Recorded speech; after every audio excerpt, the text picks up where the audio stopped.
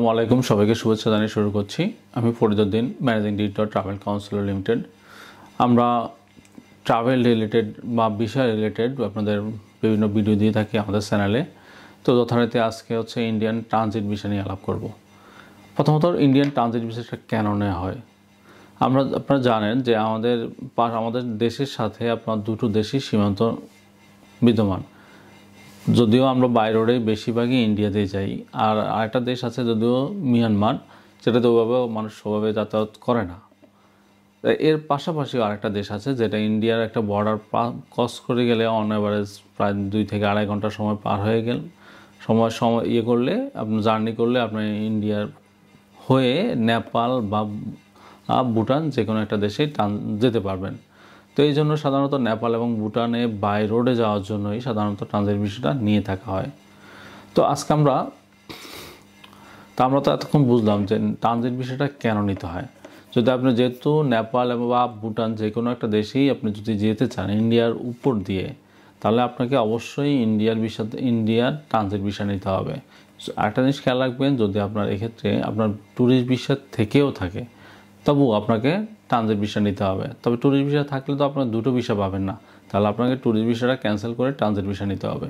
আর transit ভিসাটা যখন আপনি নেবেন, ওখানে আপনি যে বর্ডার উল্লেখ করবেন যে দেশ উল্লেখ করবেন, আপনি ওই দেশ দিয়েই ট্রানজিট করতে পারবেন।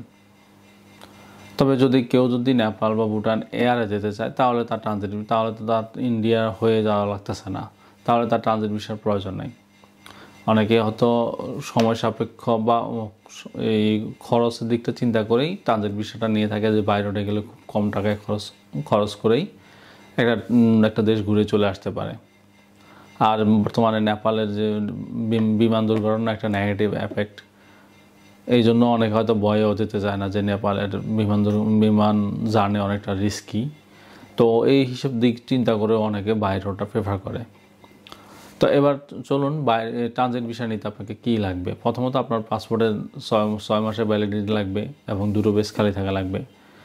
এর বাইরে হচ্ছে আপনার একটা ইউটিলিটি বিল লাগবে, আর আপনার এনআইডি বা জন্ম নিবন্ধনের কপি লাগবে।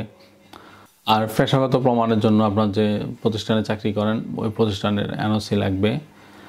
আর এক্ষেত্রে একটা জিনিস বাড়তি লাগবে, সেটা হচ্ছে আপনি যেই ওয়েতে যাবেন ওই ওয়ে আপনার যেহেতু এই দিক দিয়ে গেলে হয়তো বা আপনার বাসে যাবেন, বা আপনার এদিক থেকে বেশিরভাগই বাসই হয়, এছাড়া অন্য কোনো অপশান নাই, তাহলে আপনাকে ওই টিকিটটা একটা নির্দিষ্ট ডেটের টিকিট কেটে আপনার এটার সাথে দিতে হবে। আর হচ্ছে যদি আপনার ইন্ডিয়াতে বা হচ্ছে নেপালে বা ভুটানে যে বর্ডারটা যাবেন ওই বর্ডারটা অবশ্যই মেনশন করতে হবে।